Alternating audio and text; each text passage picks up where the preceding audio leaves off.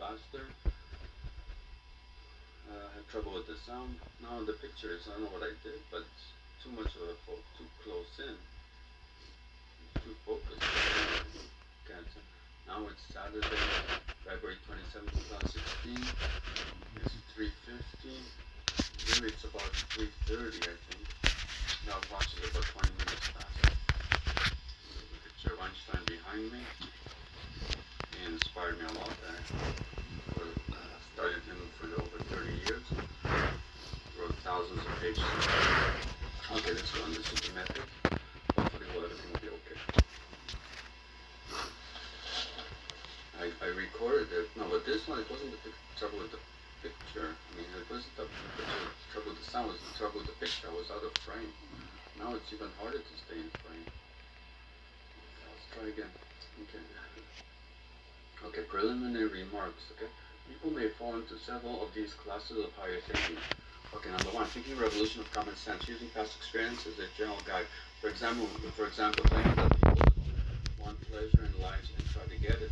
In the Bible, Abraham argued that the universe has a mover, since the heavens are in motion, though Maimonides saw the prime mover in another way.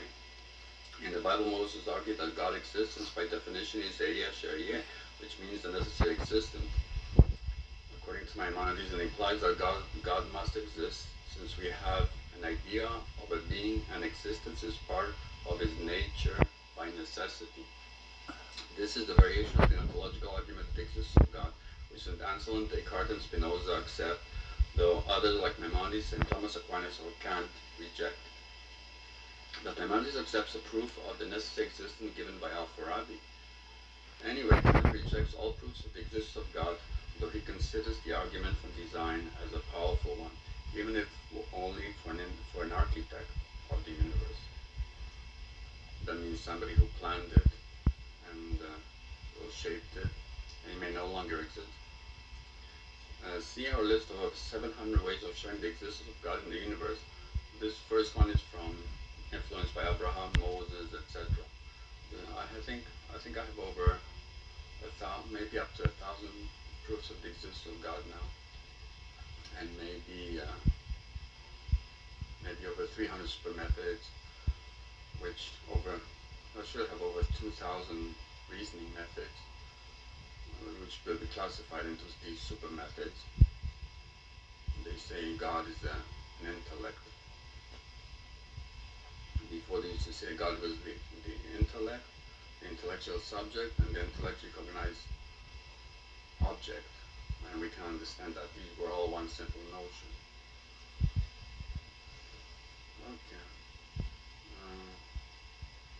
Okay, number two, this is influenced by Aristotle and Albert Einstein. Thinking revolution of key observations. For example, observing that the heavens when the moon is eclipsed by the earth to conclude that the earth is round.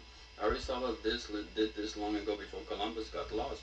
Aristotle also predicted that an object moving through the above atmosphere will heat up, and we showed this in the last 10 years in 2003 when the space shuttle Columbia exploded minutes before landing. The Challenger shuttle also exploded in 1986 soon after takeoff. Or to choose between Newton's theory of mechanics and Einstein's general theory of relativity, since the gravitational field of the sun will deflect the light beam coming to us by about twice as much as predicted by Newton's theory, according to Einstein's theory. And this was done in 1929 and made Einstein world famous, long before Columbus. Okay, really, I don't know. I always thought maybe they could jump out of the Columbia in a parachute, like a plane, but really can't do that because of the heat. I mean, even the shuttle can't withstand it. But just this week, I thought that maybe these guys are astronauts, they're experts, scientists, and engineers. It's surprising that they couldn't fix it. I mean, all you had is a small piece of foam that came off the shuttle, and they couldn't fix it. Okay. Number three, thinking revolution of faith. Again, this is based on Moses, Homer, Jesus, Muhammad, etc. Okay. Based on the prophecy of divine inspiration. Moses was the first to say that God spoke to him and prescribed the law for a whole community, not just his family, according to Maimonides.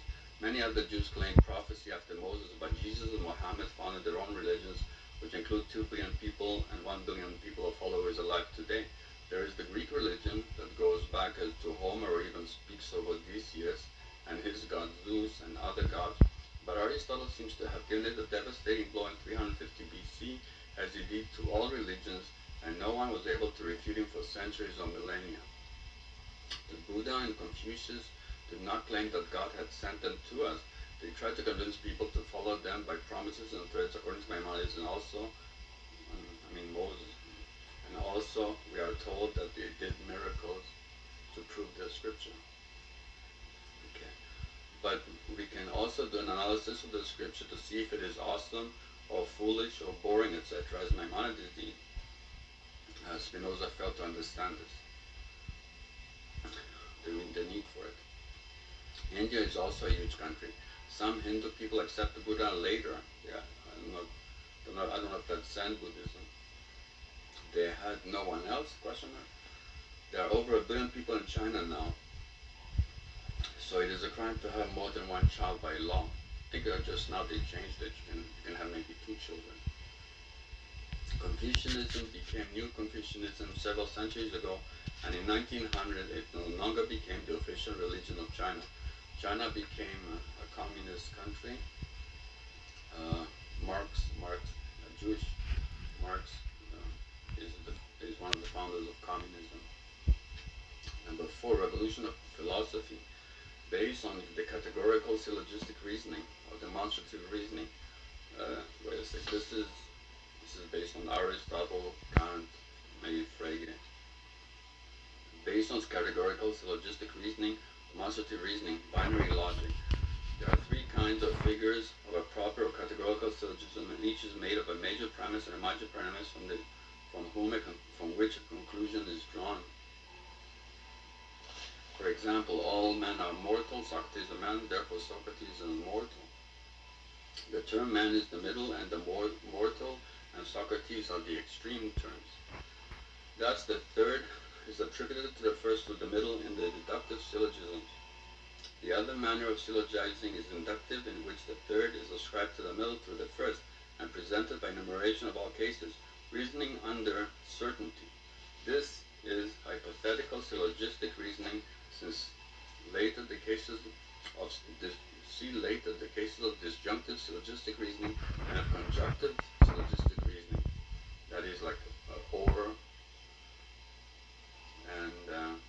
and also and. Aristotle's logic was accepted totally by Maimonides, and even around 1800 by the others, with their genius Kant himself, a still authoritative system on logic. Okay. Kant divided our faculty of understanding into 3 sub-faculties based on Aristotle's 3 kinds of syllogism. The faculties of judging, understanding, and reasoning. So understanding was a faculty and a sub-faculty. This one refers to the faculty of reason, which analyzes the ideas of reason.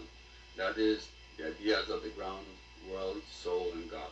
Aristotle used single variable quantification, and 100 years ago it seems that the logician Frege added multiple quantification. Frege, I think, is considered the founder of modern logic. Really, maybe, because I recorded this a while ago. I wrote it a long while ago. It's easy to read because it's typed. But maybe Kant made a mistake because he forgot biology. Soul is morally psychology. That might have caused him problems. Well, that's discussed in another place. Okay. Because there might be a body between us and the world, and the psychology is more like algorithms in memory or data in memory. Biology is more like connections. Okay, number 5, revolution of planar geometry. Hippocrates, Euclid, later Fermat, etc. Based on Euclidean geometry, rules of conic sections, basic properties of lines, triangles, circles, etc., starting from a set of definitions propositions and axioms, unification of the works of geometry. One principle is that two parallel lines never meet. The important discovery of Hippocrates that in a right angle triangle the square of the side facing the 90 degrees angle is equal to the sum of each of the other side's angles squared. Fermat proved later that the relation of this kind does not exist for any other integer power. Though he didn't really give a proof, so mathematicians were struggling for a long time to see how he did it. Finally, the proof was outlined recently. Okay, number 6, revolution of functions theory, analytic geometry question mark, René Descartes. The unification of algebra and geometry may have been necessary before Newton or Leibniz could develop the mathematical calculus, which is the basis of all mathematics and science today.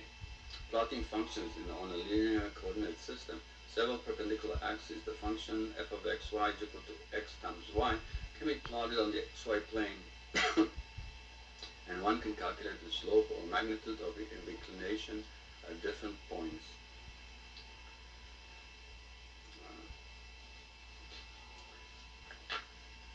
Even the calculus is basis of advanced calculus and very advanced calculus and tensor calculus and all that. Okay. A revolution of negative prophecy. This is Moses Maimonides. He had schools named after him and hospitals named after him. He was a great rabbi, great philosopher, and a great doctor. Oslo called him the Doctor Prince of the Sultan of Egypt, but also the Prince of Doctors.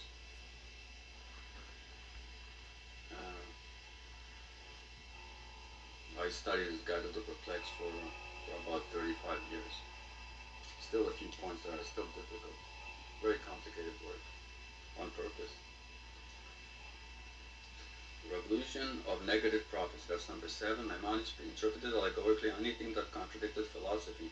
Spinoza failed to see that this is necessary in order to check whether the scripture is genuine or not. So scripture offers a whole system of beliefs.